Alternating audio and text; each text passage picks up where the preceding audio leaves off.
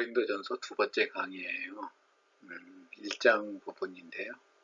여기에서 이제 우리가 같이 나눌 내용을 보게 되면, 이제 고린도 교회에서 지혜란 이름 아래 그 지도자로 이제 분열이 일어났잖아요.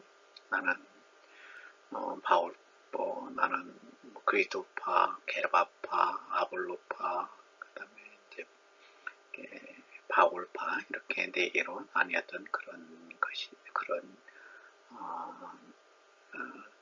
분열이 고린도 교회에 있었습니다. 아주 유명하죠.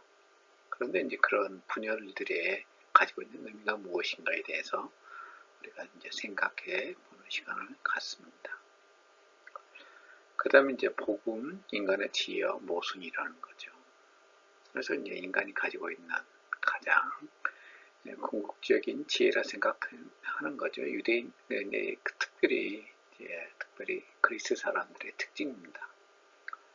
제가 이제 아테네를 간 적이 있는데요. 아테네 이제 중앙 광장을 이렇게 우리 관광버스가 도는데, 거기에 보니까 상이 하나 있어요. 동상이 있는데 책을 펴고 손으로 이렇게 턱 부분인가 이걸 얼굴 이렇게 받치고 책을 보는 장면이에요. 근데 그 머리에 뭐가 있냐면 뱀이 이렇게 그 머리를 향해서 뱀의 혓바늘이죠. 그걸 이렇게 날름거리고 하는 그런 모습의 상이 있더라고요. 그래서 그만큼 특별히 그리스 사람들은 고대로부터, 특별히 예수님 당시에 이 바울이 활동할 당시 50년대에는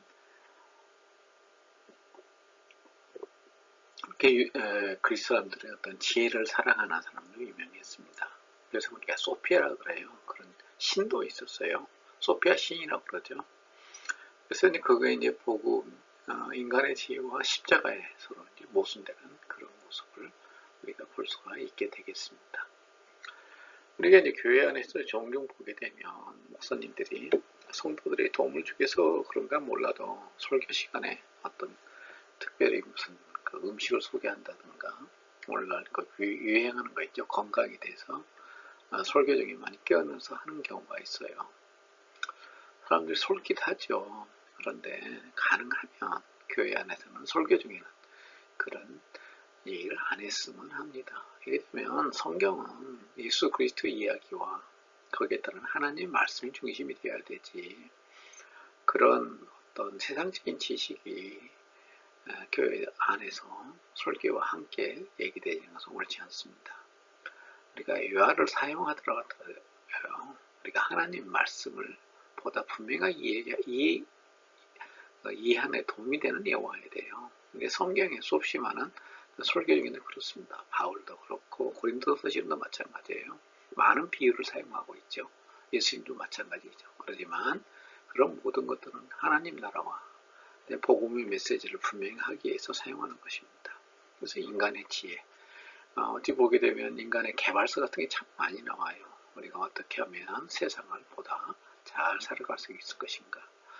요즘에는 이제 좀 돈 있는 사람들한테는 그 주식 투자가 유행이잖아요. 거기에 대한 지식들, 이런 것들이 교회에서 복음과 함께 얘기되지 않는, 설교에서 얘기되지는 안 된다 생각합니다.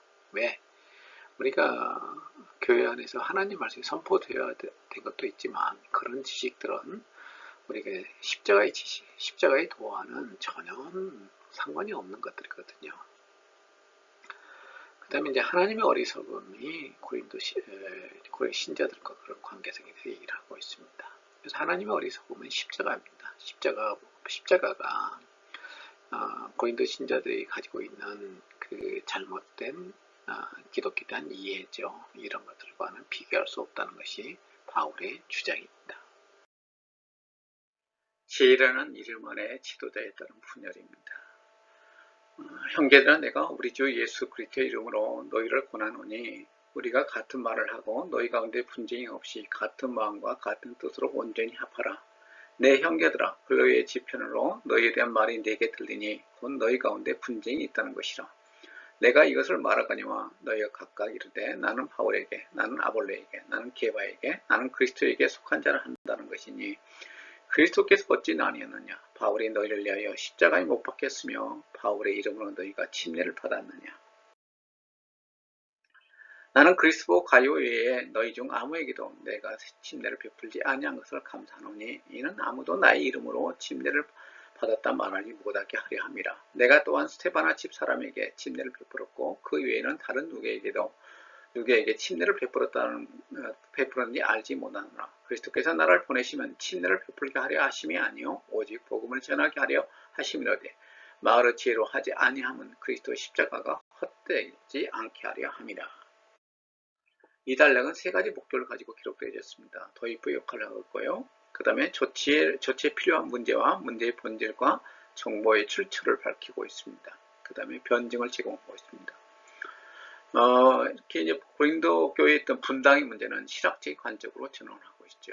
10절을 보게 되면 혹경을 사용한 것은 바울의 호소가 단순한 요청 형식보다는 공식적인 범죄에 속함을 의미하고 있습니다.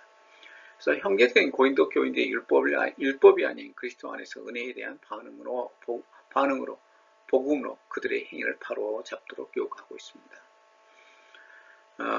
그들에게 이제 복음으로 그들의 행위를 바로 잡도록 요구하는 거죠. 그런 반응을 보이기를 기대한다는 것입니다. 바울은 같은 을 3번 반복하여 연합을 강조하고 있습니다. 분열은 파당과 파벌은 의미하지 않습니다. 그래서 지도자에 대한 교인들의 시기와 다툼으로 시작된 나눠진 의견을 의미합니다. 11절을 보게 되면 정보 제공자는 고린도 교회의 공동체의 이론 같지는 않습니다. 교회 공동체는 바울에게 내용을 조정해 달라고 요청하지 않았습니다. 오히려 다양한 문제 때문에 바울 사도를 등겼습니다. 글로의 집 사람들이 소식을 전하기 전까지 바울이 몰랐던 것은 고린도 성도들이 반대하는 이유와 그 이면에 놓인 생각들이었습니다. 12절에 언급된 그 바울, 아볼로, 게바, 그리스도는 무엇을 의미하는가? 이게 이제 신학적으로 많은 논란이 돼요. 그리고 여기에 대한 글도 참으로 많이 나와 있습니다. 그래서 언급된 내용이 신앙 공동체의 분열을 대변하지는 않는다. 그래서 분열되어 가지고 싸우고 그랬다는 그런 이야기는 우리가 고린도전서에 나타나지 않습니다. 바울이 이제 여기서 바울을 따르는 자들이죠. 바울파라에 의해서는 이런 방식으로 바울이 자신의 이름을 거론된 것을 별로 좋아하지 않았습니다. 바렛에 따르면 이제 학자죠. 고린도전서 주석을 썼던 사람인데요. 바울에 대한 권리를 주장하는 그 자체가 고린도에서 바울을 반대하고 있음을 암시한다라고 주장합니다. 아볼로파라고 그러죠. 아볼로는 고린도에서 바울을 따랐던 교사입니다. 사도행전 18장에 나와 있죠. 아볼로가 학식이 좋고 성경이 능통하지만 브리스라 아굴라에 의해서 그의 지식이 교정이 필요했습니다. 바울이 뿌린 씨에 물을 준 사람이라고 바울은 얘기하고 있죠. 고린도 전서에서 얘기를 하고 있습니다. 고린도 교인들은 소피아에 매료되어 우리가 지혜의 신이죠. 지혜의 신입니다. 매료되어 아볼로를 그들의 새로운 이해에 가장 적합한 지도자로 여겼을 것입니다. 베드로가 고린도에 있은 일은 우리가 불확실합니다. 바울은 고린도 성도들이 베드로가 자신의 아내를 데리고 여행했다는 사실을 아는 것으로 생각합니다. 베드로에 의해서 회심하거나 침례받는 사람들이 존재하거나 혹은 사도권에 대하여 바울과 베드로에 비교한 무리들이 있을 수 있습니다. 그 다음 우리가 베드로의 어떤 파에 대해서는 이런 것은 가능하다고 학자들이 주장해요. 우리가 이제 바울 서신 보게 되면 제일 앞에 자기 자신이 사도라는 강조해요. 근데 사도행전 1장을 보게 되면 이제 예수님이 십자가 진행 후에 부활 이후에 40일 동안 제자와 같이 있다가 주님이 이제 하늘나라로 가십니다. 아버지 나라로 가죠.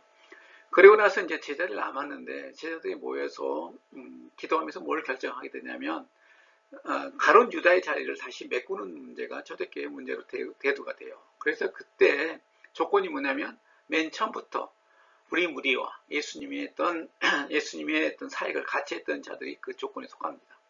근데 초대교회 사람들한테 바울은 거기에 속하지 않죠. 바울은 오히려 유대교회 지도자로 있다가 그가 이제 다메스크 선상에서 예수님을 환상 중에서 만나잖아요. 그리고 나서 예수님이 제자가 되어 사도로서 일어나서 이방의 사도로서 이렇게 이제 그가 합류하게 되는데 이런 것들을 알고 있는 고린도 교인들은 그를 사도로 받아들이기를 꺼려했다는 것을 우리가 알 수 있죠. 그런 가능성이 있다는 것입니다. 가장 어려운 순례구는 나는 그리스도를 따른다입니다. 이 어려운 이유를 보게 되면 첫째 그리스도 칭언을 단지 인간 지도자들의 이름과 같이 이치에 놓는 것 자체가 어불성설이라는 거죠. 이해가 안 된다는 것입니다. 그래서 모든 그룹이 그리스도를 따른 자들이고 동일하게 믿었을 가능성이 있습니다. 바울은 그들이 그리스도를 따르기를 원했다는 것이고, 그들에 대한, 그다음 네 번째는 그들에 대한 분명한 암시가 없다는 것이고, 13절의 수사적 질문이 이런 분당의 어리석음을 지적하는 각각의 경우에 맞지 않다는 것입니다. 이런 것 때문에 그리스도를 따르는 자들이라고 얘기하는 자들이 어떤 특성을 가지고 있는 자에 대한 일치된 의견은 없습니다. 그래서 모든 분파들은 스스로를 자랑하며 나머지 사람들보다 더 우월해 보이려고 하다가 결국은 다른 사람보다 더 낫게 해주지도 못할 스스로 만들어낸 영적 우월주의에 빠진 사람들이다. 13절, 이건 수사적 질문을 통해서 독자 스스로의 주장은 어리석음을 깨닫게 하게 되는 거죠. 그리스도가 바뀌었느냐? 인간의 이름으로 내건 슬로건의 어리석음, 나는 바울 사람은 개바파 이렇게 주장하는 거죠. 그 다음에 누구 이름으로, 이 각자의 이름으로 침례를 받았느냐? 예수님의 이름으로 침례를 받았어요, 초대교회는. 그런데 내 이름으로는, 개바 이름으로 침례를 받았냐라고 오히려 질문을 역공하고 있는 거죠. 그래서 그걸 통해서, 이런 질문을 통해서 그들에게 깨닫게 할 의도로서 이런 질문을 했다는 것입니다. 그 다음에 고린도 성도들은 누군가의 이름으로 침례를 받으면 침례받는 사람이 충성스럽게 변하여 스스로를 드리며 침례받는 일은 곧 그 대상과 지속적인 관계 안으로 들어가 그와 더불어 중요한 모든 일을 이행함을 의미했다. 이런 참 이상한 그런 신학을 가지고 있었다는 거죠. 그들은 침례의식을 이런 마술적인 힘으로 이해했다는 것입니다. 14절 15절을 보게 되면 여기서 바울은 침례를 부정하거나 새로운 침례에 대한 신학을 세우려 하는 것이 아닙니다. 그 다음에 자신과 관련지어 침례를 받는 소수의 사람 가이오와 스테파나 집 사람을 언급하고 있습니다. 그래서 바울 신학에서 침례의 의미를 정확히 얘기하는 것은 바로 로마서에 가서입니다.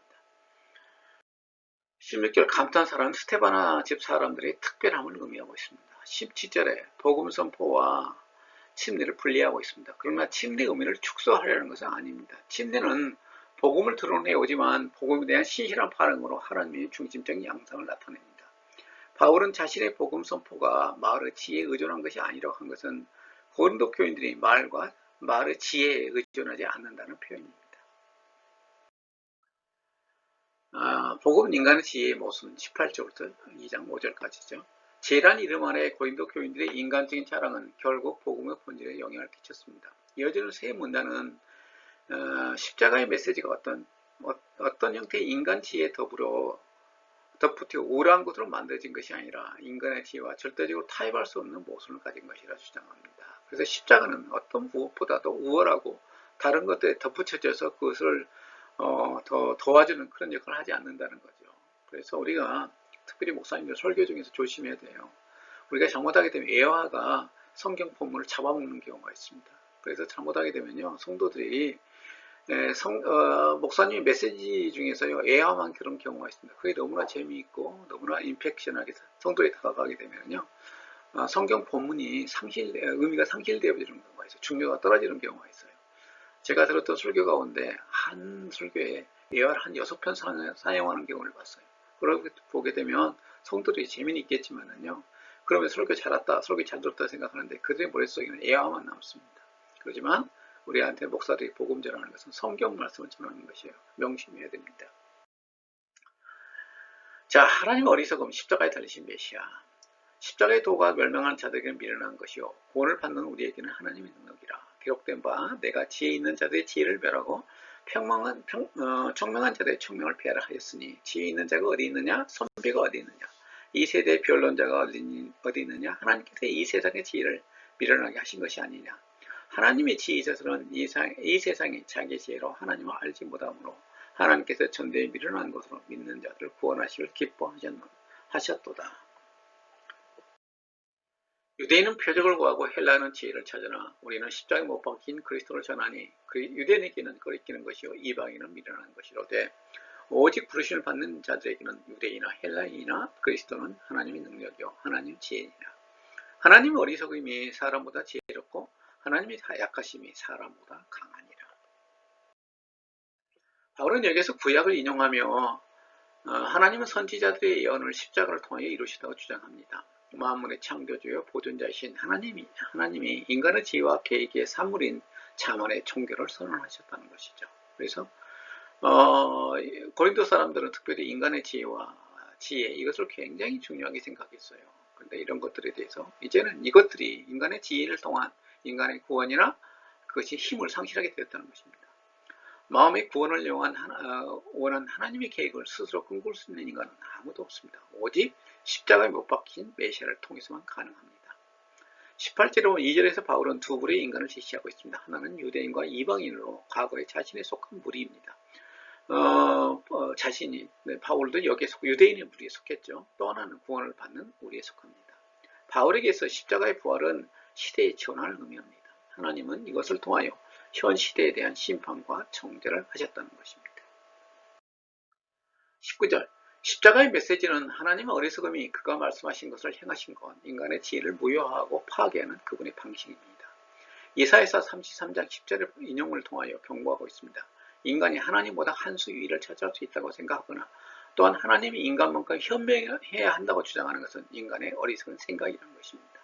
20절 세 가지 질문, 사상가나 철학자, 율법학자, 논쟁자의 철학자로 번역하는 그래서 모두 하나님의 심판을 받고 사라져가는 이 시대에 속한 것들입니다. 하나님의 십자가를 통하여 세상의 모든 지식을 어리석게 만들었다는 것입니다. 그래서 21절을 보면 세상의 지혜를 통하여 하나님을 알지 못한다는 것이죠. 하나님에 대한 진정한 지식은 하나님의 존재와 성품에 대한 이해가 아니라 세상 가운데 하나님 하신 일에 대한 올바른 이해이다 하는 것입니다. 이는 성령의 계시를 통해서만 알 수 있습니다. 지혜의 신들은 가치 없는 자들에게 은혜롭지 못하며 자신들이 이해할 수 있는 인간의 능력을 요구합니다. 이런 까닭에 이들은 엘리트의 신이 됩니다. 특별히 고린도 지역에 있는 그리스의 어떤 신들을 얘기하는 거죠. 그래서 하나님을 믿는다는 것은 단순한 지적인 동의가 아니라 이는 자신의 모든 신뢰를 하나님에게 두는 것을 의미합니다. 구원은 지혜를 통하여 주어지는 것이 아니라 십자가의 사건의 미련함을 통하여 주어지는 것입니다. 22절 십자가 미련함이라는 주제를 두 가지 측면에서 강조하고 있습니다. 지혜와 십자가에 서로 절대적으로 대조를 이루고 있다는 것이고요. 미련한 것이 바로 하나님이 인간을 구원하기 위한 구원의 능력과 구속의 은혜를 나타내기에 기뻐하신다는 것입니다. 하나님이 기뻐하신다는 거죠. 유대인들은 표적을 구하나 유대인들은 과거 역사를 통하여 하나님이 자신들의 자손을 강력한 힘으로 구원하신 일을 알고 있습니다. 출애굽 사건이죠. 그런 경험을 통하여 예수를 향하여 표적을 구한 것은 당연한 요구입니다. 하지만 그들이 하나님을 완벽하게 이해하고 있다고 믿는 것, 즉 하나님이 더 큰 영광으로 출애굽을 반복하리라고 믿는 것은 결국 우상이 되어버렸습니다. 그래서 예수님을 이해하지 못한 거죠. 받아들이지 못했고요. 헬라인이 지혜를 요구하는 것은 민족성을 반영한 것입니다. 헤로도투스라는 그리스의 어떤 역사가가 있어요. 그래서 그리스인들을 어떻게 평했냐면요, 모든 헬라인은 모든 배움에 열광적이다라고 얘기하고 있습니다. 23절 바울은 표적과 이적을 구하는 이들에게 최고의 시적 모순을 소개하고 있습니다. 즉 십자가에 못 박힌 그리스도는 튀긴 얼음처럼 예수님처럼 모순입니다. 튀긴 얼음을 튀길 수 있어요? 물에 튀기면 다 녹아버리죠. 그래서 이게 튀길 수 없는 것을 튀긴 얼음이라는 모순적인 표현입니다. 모순이라는 거죠. 그래서 메시아는 힘과 영광과 승리를 의미하고 십자가 처형은 약함과 굴욕과 실패를 의미한다는 것입니다. 그래서 유대인에게 십자가에 못 박힌 메시아에 대한 메시지가 걸림돌에 있습니다. 로마 시대 유대인들은 십자가 처형을 행하지는 않았지만 우상 숭배자를 돌로 쳐 죽인 후에 나무에 매달았습니다. 그래서 유대인들은 나무에 매달린 자마다 바로 저주받는 자라고 얘기를 했던 것입니다. 십자가에 못 박힌 메시아에 대한 메시지는 헬라인에게 유해한 미신이며 미련한 것으로 얘기되어졌습니다. 24절에 전지전능한 신이 왜 표적과 지혜를 주지 않는가라는 거죠. 십자가의 메시아를 매다는 불쾌한 일, 이것이 바로 하나님의 능력과 지혜에 대한 최고의 표현입니다. 이것이 하나님이 부르신 유대인과 헬라인에게 유익하기 때문이라는 거죠. 그래서 그들에게 그들의 표적을, 그들의 지혜, 그들의 요구하는 그런 지혜를 주지 않았다는 것입니다. 기독교 복음의 중심 메시지는 인간의 관점으로 보면 어리석기 짝이 없는 것입니다. 25절 하나님의 능력과 지혜로 세상에 역사하신 십자가에 못 박힌 그리스도는 인간의 현실 이해 방식에는 결정적인 모순으로 이해되어집니다. 그래서 멸망하는 자들에게 십자가는 미련한 것이다. 하나님의 지혜에는 모든 인간의 자만이 할 수 없는 것을 할 수 있다는 것입니다. 하나님의 어리석은 고린도 신자들, 형제들아, 너희를 부르심을 보라. 육체를 따라 지혜로운 자가 많지 아니하며 능한 자가 많지 아니하며 물론 좋은 자가 많지 아니하노다. 그러나 하나님께서 세상에 미련한 것들을 택하사 지혜 있는 자들을 부끄럽게 하려 하시고 세상에 약한 것들을 택하사 강한 것들을 부끄럽게 하려 하시며 하나님께서 세상에 천한 것들과 멸시받는 것들과 없는 것들을 택하사 있는 것들을 폐하려 하시나니 이는 아무 육체도 하나님 앞에서 자랑하지 못하게 하려 하심이라. 너희는 하나님으로부터 나서 그리스도 예수 안에 있고 예수는 하나님으로부터 나와서 우리에게 지혜와 의로움과 거룩함과 구원이 되셨으니 기록된 바 자랑하는 자는 주 안에서 자랑하라 함과 같게 하려 함이라. 바울은 자신이 전한 복음이 하나님에 대한 인간의 기대와 대조된다는 바울의 논쟁을 더 펼치기 위하여 복음 안에서 신자로서 고린도 교인들의 실전을 옮겨가고 있습니다. 고린도 교인들의 겸손이 어디서 기인한지 상기시킨 것입니다. 26절부터 보도록 하겠습니다. 26절 부름을 받을 때 너희가 어떠했는지를 보라. 육체를 따라 지혜로운 자, 능한 자, 분별 좋은 자가 많지 않다고 표현하는데 육체는 이 세상의 존재, 즉 하나님을 대적해 타락한 인간을 의미합니다. 고린도 교인들의 현재 상황에서 육체적 관점에서 바울과 복음을 판단했습니다. 고린도의 신흥 부자들은 그들만의 사회를 형성했고 고린도 교인 대부분은 이에 해당하지 않았습니다. 초기 헬레 신자들은 전반적으로 적당한 비율의 유복한 중산층, 상류층 그리고 극빈층 출신들이었습니다. 27절, 28절입니다. 세상의 대조를 통해서 복음의 이대한 영광을 표명하고 있습니다. 고린도 교인들이 복음의 선포를 듣고 이대한 점을 우연히 발견한 것이 아니라 하나님 선택하셨고 그렇게 함으로 세상을 부끄럽게 하셨으며 결국 세상에 아무것도 아님을 보여주셨다는 것입니다. 그래서 십자가를 통한 약한 고린도 교인들의 부르심을 통해 하나님은 자신의 은혜로움을 드러내셨고 자신이 세상에 비친 것이 없음을 보여주셨습니다. 그래서 종말론적으로 그리스도 안에서 하나님은 미래를 이미 결정하셨고 그로 인해 현 시대는 사라지고 영원한 하나님이 이 시대를 소멸하신 것입니다. 그래서 29절에 바울이 자랑하다는 의미는 믿음의 개념 즉 전폭적인 신뢰를 의미합니다. 여기서 잠시 제가 생각하는 십자가에 대해서 얘기를 하고 지나가기를 원합니다. 우리가 십자가는 그냥 깨달아지는 게 아닙니다. 그냥 읽은다는 뜻도 시적 동의가 아닙니다. 그것은요, 우리 온 삶의 실존을 가지고 그걸 깨달아야 되는 것입니다. 그것은 성령만이 우리한테 주시는 것인데요. 우리가 성도들은 십자가가 없게 되면 우리 신약 성경을 제대로 이해할 수 없습니다. 그래서 저는 그렇게 생각합니다. 우리가 십자가의 사건이 예수 그리스도의 사건이 십자가를 치게 되는데요. 우리가 여기서 계속 얘기하고 있지만 십자가를 유대인들은 어때요? 저주로 생각해서 그래서 그들을 부끄럽게 생각했고 그래서 이제 유대인들은 십자가 지는 것은 나무에 매달린 자마다 저주받는 데다 하는 관점에서 부끄럽게 생각했었고요. 그 다음에 특히 이방에서 사람들은 미련한 것으로 봤다는 거죠. 아니 지혜로운 어떤 우리가 생각을 많이 하게 되고 논리적으로 따지게 되면 우리가 거기서 신을 발견할 수 있는데 그런 신을 섬겨야 되는데 그런 십자가를 살린다는 것에 대해서는 아주 미련한 방법을 봤다는 것이죠. 그래서 우리가 이제 십자가를 이해하게 되면은요, 십자가가 통해서 예수 그리스도가 메시아임은 무엇으로 최초로 인간에게 증명해 주냐면 예수님이 부활 사건으로 십자가에 매달린 예수가 메시아임을 증거해 주는 것입니다. 그래서 우리가 이제 십자가 사건이 이걸 통해서 이 예수 그리스도의 십자가와 그 다음에 어떤 부활 사건을 통해서 예수가 메시아로 인정됨을 통해서 초대교회가 했던 작업은 뭐냐면요, 예수님의 행적을 모으는 것이에요. 그래서 예수님에 관한 모든 이야기들은 사도들의 어떤 기억 속에 남아 있는 거죠. 그래서 그게 복음서가 기록된 것입니다. 그래서 예수 그리스도의 탄생과 그의 침례받음, 그 침례 요한이 등장하게 되죠. 그리고 예수님의 행적, 그리고 이들을 통해서 핍박받음, 그리고 나서 예수 그리스도의 십자가 지는 사건, 이것들이 새로운 관점, 부활, 십자가라는 관점을 통해서 우리 복음서에 제시되는 거죠. 그리고 난 다음에 우리가 그것을 이해한 다음에 우리 성도한테 요구되는 건 뭐냐? 바로 이제 우리 자신이 천국 백성임을 깨닫게 되는 거죠. 그래서 우리가 하나님의 사람이구나, 우리가 천국 백성이구나. 그것을 깨닫게 되면서 우리한테 요구되는 것은 새로운 삶의 변화를 요구하는 것입니다. 그래서 우리가 크리스천의 윤리적 삶이 요구되는 거죠. 그래서 우리가 도덕과 윤리적으로 다른 삶을 살라고 이 고린도 전서에서 바울이 그렇게 강조하고 있는 것입니다. 그런 삶의 모습의 최고의 결정체는 뭐냐? 우리가 얘기하는 마태복음 5장부터 7장까지 예수님께서 우리한테 설교해 주셨던 바로 산상수훈이죠.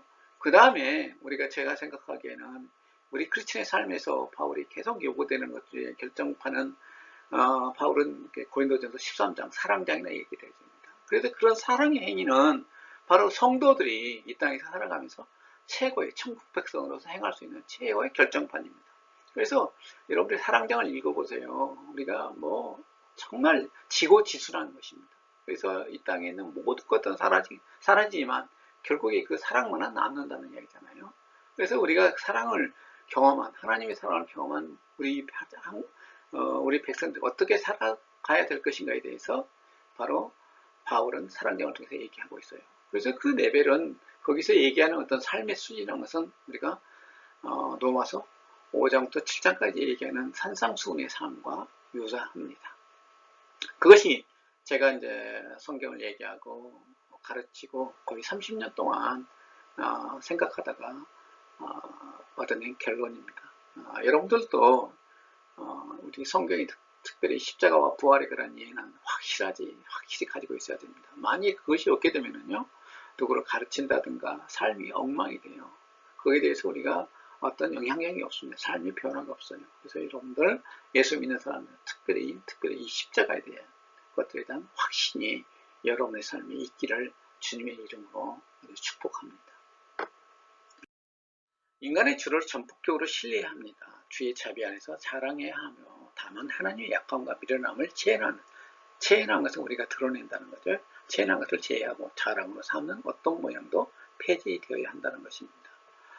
우리가 자칫 잘못하게 되면요, 교회 안에서 우리가 간증이라는 이름 얘기되죠. 그리고 설교 중에 목사님들이 이제 간증을 하는데 그 간증 내용이 때로는 승리만을 얘기해요. 내가 어떤 일을 했더니 하나님이 어떻게 축복해 주셔서 내 삶이 이렇게 잘 살게 되어졌다. 내 어떻게 해서 하나님께서 축복해 주셔서 병 나아졌다. 그런 것들만 너무 강조하게 되는데, 그러하게 되면은요, 바로 십자가의 사건이 사라져 버립니다. 그래서 우리가 가장 중요한 것은 내가 십자가를 믿음을 통해서 어떻게 내가 하나님을 잘 섬기게 되었는가, 그 다음에 다른 사람을 잘 섬기게 되었는가를 얘기해야 돼요. 그래서 교회 안의 삶이란 것은 남의 섬기는 삶입니다. 자랑이 아니에요. 자랑하게 되면요, 우리가 고린도 교인이 되는 것입니다. 고린도 교인 그랬어요. 나는 방언 잘한다. 나는 예언한다. 나는 하나님께서 이렇게 축복해 주셔서 내 신분의 삶이 변화되었다. 내가 이 종교적으로 지금 이게 종말론적인 삶, 좀 바울보다 훨씬 내가 능력 있는 그런 지혜자가 되었다라고 주장했던 것입니다. 바울은 여기에 대해서 계속해서 얘기하는 거죠. 그것이 우리 성도의 삶이 아니다. 그것은 바로 성경이 얘기하는 것과 정반대의 삶을 살아가는 것이다 하는 것이에요. 그래서 우리가 교회에서 우리가 예수 믿게 되면 병 낫습니다. 그리고 하나님께서 그 삶을 통해서 영광 받게 해서 부자로 만들어 줘요. 그렇지만 그건 자랑이 아닙니다. 나타난 현상이에요. 본질은 뭐예요? 십자가입니다. 십자가를 통해서 우리의 모든 삶이 규정되어지고 나가야 됩니다. 하나님께서 우리에게 경제적으로 부유하게 해주신 이유는 뭐예요? 옆에 사람 잘 도우라는 이야기예요. 어려운 형제를 도와주라는 이야기입니다. 하나님께서 설교를 잘할 수 있는 그 지혜를 줬던 건 뭐예요? 다른 사람 잘 설득해서 예수 그리스도를 증거해달라는 이야기입니다. 우리에게 어떤 다른 사람을 병 낫게 하는 그런 능력을 주셨어요. 그것은 뭐냐면 성도의 어려운 형편들에 속해 있는 병든자들을 우리가 기도를 통해서 그들을 치유해 주라는 이야기입니다. 그래서 섬기라는 이야기예요. 모든 것들은 하나님의 백성을 섬기는 데 있습니다. 그게 우리의 성경의 핵심이에요. 우리의 삶의 의미입니다. 자, 30절부터 31절 보도록 하겠습니다. 고린도 교인들에게 십자가가 그러하듯 그들의 부르심은 인간의 지혜보다는 지혜로운 하나님의 미련함을 나타낸 것입니다. 모든 강조점은 그리스도 예수 안에서 인류의 역사에 가장 생생하게 표현된 하나님의 행동이 있습니다. 그리스도가 그리스도인에게 지혜의 근본이 되었다는 것보다는 하나님이 그리스도를 십자가에 죽이시고 이제 부활하신 분을 만드셔서 우리에게 지혜가 되게 하셨다가 보다 올바른 이해입니다. 여기서 세 개의 메타포가 사용되어 있는데, 메타포란 것은 어떤 것을 함축적으로 표현한 거죠. 그래서 의는 법적인 의미를 가진 메타포고요. 거룩함은 종교적 메타포입니다. 그 다음에 이는 우리를 도덕적 영역으로 어떤 이끌게 되는 거죠. 그 다음에 세 번째 구속은 노예 제도에서 나온 메타포입니다. 그래서 출애굽의 역사적에서 나온 메타포란 거죠. 그래서 유대인들이 애굽에서 어떤 종살이 했잖아요. 그래서 거기서 나온 그 메타포란 것입니다. 신적 지혜는 인간적인 똑똑해지는 것, 신분을 상승시켜주는 기술로서 수사하고 아무런 관련이 없습니다. 하나님의 지혜는 이 모든 것을 능가하는 지혜인 것입니다. 그래서 유대인들, 특별히 고린도 지역에서는 굉장히 우리가 오늘날 우리 얘기하면 그 연설하는 그런 기술이죠. 이것이 굉장히 사회에 그들에 대한 유행을 했어요. 그래서 지혜로운 사람들은 이걸 가르치고 돈을 받았습니다. 그런데 그런 수사학자는 그런 기술과는 아무런 관련이 없다는 것이에요. 그래서 이렇게 수사학적으로 잘 구설하는 사람들은요, 경제적, 사회적 지혜를 얻을 수 있는 그런 기회가 많았던 것이 고린도 지역이에요. 하지만 이런 것들, 그런 것들과는 그리스도 복음과는 상관이 없습니다. 그런데 우리 자칫 잘못하게 되면 교회에서도 하나님을 위해서 장사하는 사람도 있죠. 그러면 안 된다는 것이에요. 긍정적 측면에서 그리스도의 사역의 최종 목표는 자랑의 유일한 근거를 만들기 위함이라는 것입니다. 성도는 십자가에 못 박힌 메시아신 하나님의 어리석음을 자랑하는 것입니다. 네, 결론입니다. 그래서 우리가 이 부분의 1장의 결론은 기독교 복음은 세상 사람들에게는 어리석게 보인다는 것이에요. 그렇습니다. 우리가 세상 사람들을 바라보기에 기독교 진리는 참으로 어리석게 보이는 그런 행위예요. 바울도 얘기했지만 유대인들에게는 십자가라는 것은 저주였습니다. 그래서 이제 부끄럽게 생각하는 거죠. 그런데 또 그리스 사람들을 보기에는 어리석게 보이는 것이에요. 사실 우리가 이제 성경에 나타나 있는 어떤 성경의 지식이라는 게 우리 인간의 시야로 바라보게 되면 참으로 어리석은 것들이에요. 우리가 성경을 읽는다고 해서 거기서 무슨 왕이 나옵니까? 또 그걸 통해서 우리가 돈을 벌게 되는 것은 더더욱 아니죠. 그런데 우리는 성서가 이제 진리라고 해서 같이 얘기하고 또 그렇게 살도록 요구합니다. 성경은 그냥 읽어서 끝나는 게 아니라 그것이 나에게 머릿속으로 이해되어지고 또 가슴으로 받아들여져서 삶의 행동으로 나올 때 비로소 성경의 말씀에 의미가 있는 것입니다. 제가 참 오랫동안 성경을 읽고 연구하고 또 그런 직업을 가지고 있고 또 지금까지 살아왔는데요. 돌아보게 되게 되면 때로는 그런 생각도 하려고 합니다. 참 내가 교회만 안 다녔더라면 하는 생각도 가져보고요. 또 교회를 다녔어도 열심히 안 다녔더라면 그런 생각도 가져보기도 하고 또 신학교를 가더라도 침례신학대학이 아닌 그 당시에는 뭐 서울 종신도 있었고 장신도 저희 다닐 때는 그렇게 어려운 학교가 아니었습니다. 대학원이요. 거기를 갔더라면 하는 생각 가져보기도 해요. 같은 신학교였는데 그렇지만 대전에 있는 침례신학대학 지금도 뭐 그렇게 유명한 신학대학이 아니죠. 많이 커졌습니다만은 지금도 그렇습니다. 그런 대학에서 또 내가 유학 가지 않고 그냥 목회를 했더라면 선택했더라면 하는 그런 생각도 가져봅니다. 그렇지만 제가 공부했던 것을 후회하지는 않죠. 다만 내가 지나치게 한쪽으로만 치우쳤던가 하는 생각도 그런 어떤 반성도 해봅니다. 우리가 이제 목회를 하고 또 성경을 가르치고 하는 직업 자체가 세상 사람들을 바라보기에는 참 어리석어 보이죠. 뭐 때문에 저렇게 어려움을 다 감당할까 하는 생각도 가져보기도 합니다. 제가 처음에 신학교에서 가르칠 때요. 제가 이제 신약개론을 가르치는데 학생들한테 쪽지를 써서 내도록 했어요. 왜냐하면 그 클래스에 여학생들이 한 60% 이상이 됐습니다. 그래서 한번 물어보고 싶었는데 직접 물어보기는 그래서 여러분들이 졸업 후에 어떤 진로를 선택하기를 원하십니까? 그러면서 저는 이제 여학생들이 어떤 선택을 할까 주시하고 봤는데 혹시라도 목회자가 되겠다는 사람이 있을까 하는 그런 기대감을 가졌는데요. 그 클래스에 한 50명 넘는 학생들이 있었어요. 근데 딱 한 명만 자기가 목회자가 되겠다고 나오더라고요. 참 실망스러웠습니다.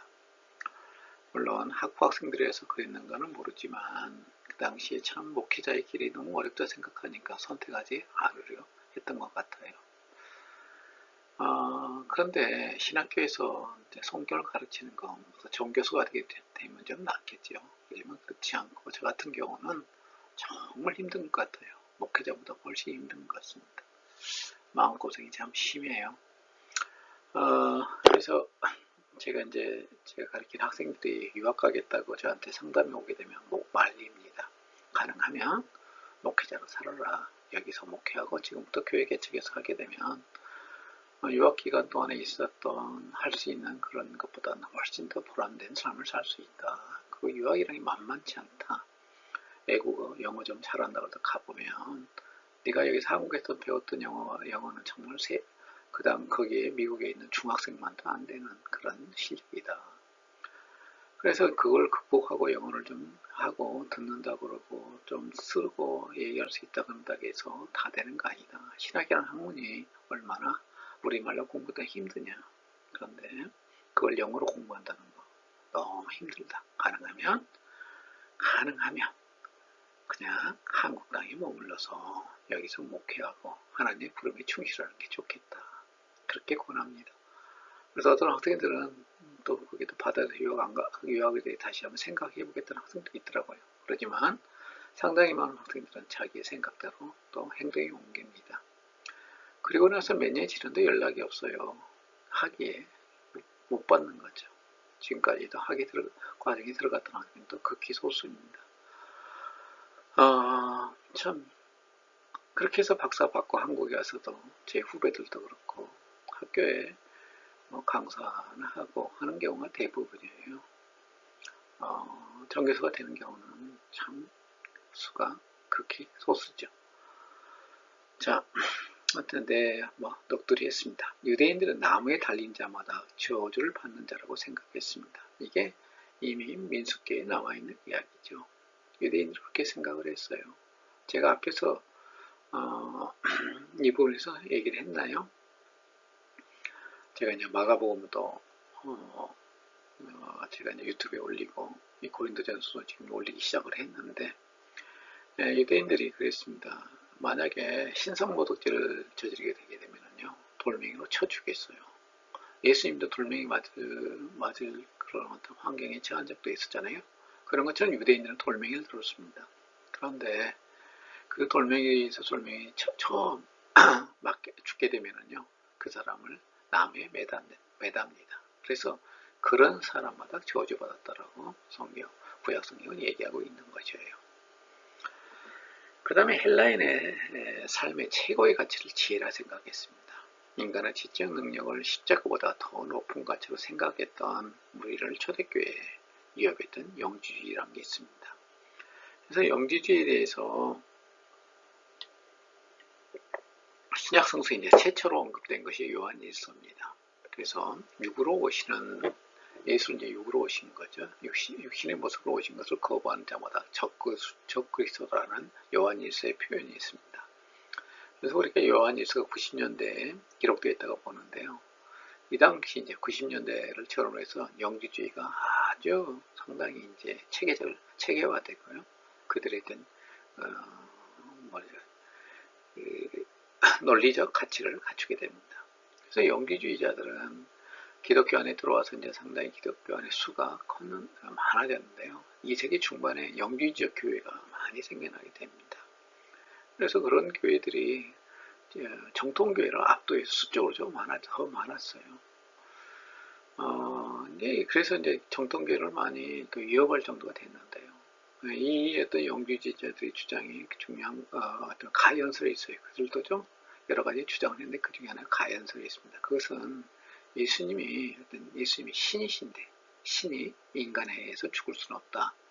그래서 예수님이 이제 십자가 지기 전에 엘리 나마 사막단이라고 큰 소리를 외쳤다고 성경에 나와 있죠. 그때 예수님이 어떤 영은 떠나가 버렸고 그리고 육신만 십자가에 달려 죽었다 하는 것이에요. 그런 주장을 가연설이 하게 됩니다. 그건 예수님이 언제부터 메시아였느냐? 예수님이 태어날 때 메시아가 아니었다. 예수님은 십자가 질 때 성령이 임했다고 그러죠. 성경에 나와 있죠. 그래서 그때부터 메시아가 되었던 것이고 그 신이 성령이 바로 떠남을 통해서 인간 예수가 십자가에 달려 죽었다 하는 것이 영주의자들의 주장입니다. 좀 그럴듯하죠. 하지만 이건 이단으로 낙인 찍혔고 어떤 예수님의 전체적인 총체적인 어떤 삶 자체가 태어나서 그가 십자가에 지고 부활할 때까지 지금도 우리는 예수 바로 그게 메시아라 생각합니다. 우리는 그렇게 고백하고 있죠. 그것이 우리 정통교회와 서로 맞지 않고 결국에는 영주주의는 이 땅에서 사라져 갔는데요. 그 사상이 지금까지도 교회의 한 총파로 남아있는 게 구원파의 어떤 그 교리적인 핵심이 되었어요. 그래서 이 구원파는 우리가 구원받는 게 많이 중요하고 다른 어떤 육신에 대해서 무익하다 생각합니다. 오늘날도 그런가 모르겠어요. 근데 초창기 한국의 구원파의 어떤 설교나 그런 내용을 보게 되면 그런 내용이 너무 많이 포함되어 있었습니다. 그래서 우리가 이제 교회 안에 이단 사설들, 지금 한국의 신천지가 유행을 했었죠. 한때 유행을 했었죠. 그 앞전에 통일교도 있었고 JMS도 있었습니다. 근데 이런 것들 주장들의 어떤 뿌리를 파보게 되면요, 오늘날 특별히 나온 게 아닙니다. 고대에 있었다가 사멸했던 그런 것들이 계속해서 오늘날까지도 명명을 유지해와서 한국 땅에 정착하기도 했던 것입니다. 우리가 이런 것들에 대해서 우리 어떤 십자가의 어떤 정신보다도 크리스천들한테는 높아지는 그 무엇도 다 무익한 것이고 우리 기독교 복음을 방해하는 요소가 되는 것입니다. 우리 삶 속에서 그래요. 근데 목사님들이 이제 우상 숭배를 얘기하면서 설교 중에 그런 얘기를 하죠. 어떤 사람들은 자기 아들의 어떤 자녀의 성경에 목을 매는 사람도 있어요. 그것도 우상이다. 자녀 우상이라고 그러죠. 그리고 어떤 사람들은 사회적 지위를 추구하는 아주 그런 것들에 대해 자기 모든 것들을 바치는 사람이 있습니다. 그것도 우상입니다. 경제적인 돈의 모든 것들을 올인하는 그런 삶도 우상이 됩니다. 우리는 크리스천들은 바로 십자가의 사상, 예수 그리스도, 그것이 우리 삶의 전부가 되어야 됩니다. 그래서 우리 인간의 이 욕망, 끊임없는 욕망 때문에 우리가 올바른 판단을 할 수 없다라고 우리 바울은 얘기하고 있어요. 그게 바로 갈라디아서 5장에 나타나 있습니다. 너희들이 우리 마음 가운데 하나의 욕망이 있고 또 하나는 하나님의 말씀이 있는데 이게 우리를 헷갈리게 한다는 거죠. 그래서 올바른 판단에 이르게 하지 못한다라고 바울은 갈라디아서 얘기를 하고 있습니다. 물론 거기서 얘기하는 것은 복음과 핵심적인 것들은 복음과 그리고 우리 삶 속에서 있는 그 당시 이제 갈라디아 교회에서 문제가 되었던 바로 율법에 관한 문제겠죠. 근데 이제 5장, 6장이 넘어가게 되면 갈라디아서도 거기서도 이제 우리 인간적인 그런 면들의 욕망에 대해서 얘기를 하고 있어요. 바로 거기서 그런 얘기를 하고 있습니다. 우리 욕망 때문에 하나님께서 우리한테 원하신 바 올바른 판단을 하지 못한다는 것이죠. 우리의 어떤 삶 속에서 어떻습니까? 우리는 늘 내 자신에 있는 욕망과 또 하나님의 뜻과 서로 부딪힐 때 하나님을 선택하는 그 선택을 하도록 성경이 얘기하고 있고 그러했을 때 우리가 올바른 신앙이 되는 것입니다. 오늘날도 마찬가지입니다. 여러분들 큰 교회 목사님들 때로는 넘어지죠. 우리나라뿐이 아니에요. 미국도 마찬가지입니다. 세계적으로 다 마찬가지입니다. 기독교 역사에도 수없이 많은 그런 사람들이 있었습니다. 그러나 아주 우리가 많은 존경을 받던 목사님들이나 기독교 지도자들이 무너지는 것은요, 바로 자기 자신의 이 욕망을 절제할 수 없었고, 그래서 그런 선택을 했기 때문에 그런 결과를 가져온 것입니다. 우리 크리스천들은요, 우리가 예수 믿고 성령 받았다 그래서 완벽한 성화된 그런 모습이 되는 게 아닙니다. 끊임없이 자기 자신을 절제하고 나아갈 때만이 우리는 그런 성서가 얘기하는 그런 인간이 되어지는 것입니다. 저는 신학교에서 이것을 성경을 가르치고 오늘까지 지금도 가르치고 있지만 언제까지 가르칠지 모르죠. 있지만 하나님께 허락하실 때 가르치겠죠. 있지만은 우리가 어떤 지식보다 중요한 것은 바로 성서가 얘기하는 삶이 내 자신의 삶 속에 이해되어지고 그리고 그걸 실천하는 것이 가장 중요하다 생각합니다.